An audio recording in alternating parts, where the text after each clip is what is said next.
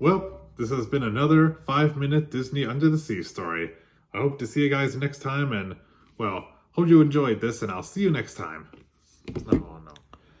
One morning, Moana and Grandma Tala went for a walk on their favorite Maltanui beach. They watched as some of the village children tried to ride the ocean waves. I wish I could do that, Moana said. Tell me the story, Grandma, please. Grandma Tala laughed and sat down with Moana. When I was young, I was a lot like you. I loved being by the water. I would run to it whenever I could, playing and dancing with the waves. You still do, said Moana. Yes, I still do. Now quiet down and listen. My friends, the manta rays, would join me, and I would watch them ride the waves, their bodies gracefully sailing across each crest. Sometimes I would try to do it too, right along with them. We would glide along the water, and all I could hear and see was the ocean and the sky. One day, while I was out playing with the rays, a big wave tossed me onto the sand like a sea cucumber. It was only when I heard laughter that I realized I was not alone. All my friends were there watching me. But the only one who didn't laugh was Azolelai, the wood carver. I didn't want to be laughed at, but oh, how I wanted to ride those waves. So, whenever I could, I'd sneak out to the water and try again and again. Then I wiped out and get right back to it. Then one evening, something happened that changed everything. A bird appeared in the distance. It looked like it was standing on the water. As it came closer, I could see it was on a piece of driftwood. I admired the beautiful bird as it rode the waves, perfectly poised. It sped by me, the wind ruffling its feathers. I took one last look, and I knew I had to do it. The next morning, I started searching for something to ride on. I tried everything I could find: bark, banana leaves, paddles, and empty turtle shells, but most of the time I would just fall right off. And even when I was able to stay on, everything quickly bent, broke, or sunk.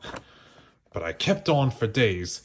No one could make me lose focus or stop me from trying. I was determined to feel like that bird.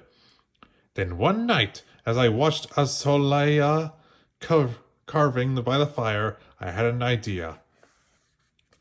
I could make a board. I drew a design in the sand, and Azolea agreed to help me. He patiently showed me how to carve sand and polish the wood.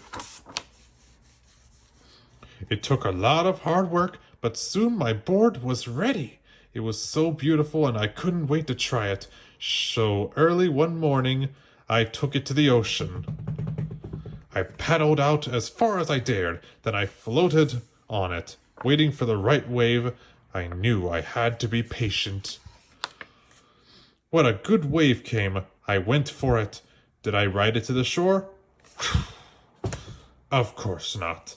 The people who were watching me were probably saying, "Crazy, crazy Tala, give it up already." But when I saw the rays, I knew I couldn't give up on something that I feel so strongly about in my heart. When the next good wave approached, I was ready. Slowly, I stood up, poised and balanced, and the wave carried me across the water with the wind in my feathers, just like that bird. You don't have feathers, Grandma, Moana said, giggling. I did that day, Moana. Oh, I had wings. I didn't even notice my friends watching until they cheered. And the loudest of them all was Osolea, your grandfather. Moana had clapped her hands. I love that story. Grandma Tala smiled. I do too. She handed Moana the board she and Osolea had carved all these years before. Are you ready to give it a try? Moana's eyes widened as she grabbed the board. Yes! Grandma Tala followed Moana as she ran towards the water. Moana paddled into the ocean next to her grandmother. When Grandma Tala saw the look on her granddaughter's face, she knew that Moana would continue to try again and again, no matter how many times she wiped out. And it wasn't long before the day came when Grandma Tala and Moana flew across the water like the birds of a feather, together. Well, as long as they're not gonna go beyond the reef, because of, well, if you've seen the movie, you'd know what I mean. But there will come a day when they'll have to do it. Well, that was Moana, and hope you enjoyed hearing the story. I'll see you guys next time. Bye. Hey guys, this is Michael McJunkin, and today I'm going to be reading another of Disney's Under the Sea 5-minute stories. And today's story is a Moana story, one called Wave Mania. So, without further ado, here we go.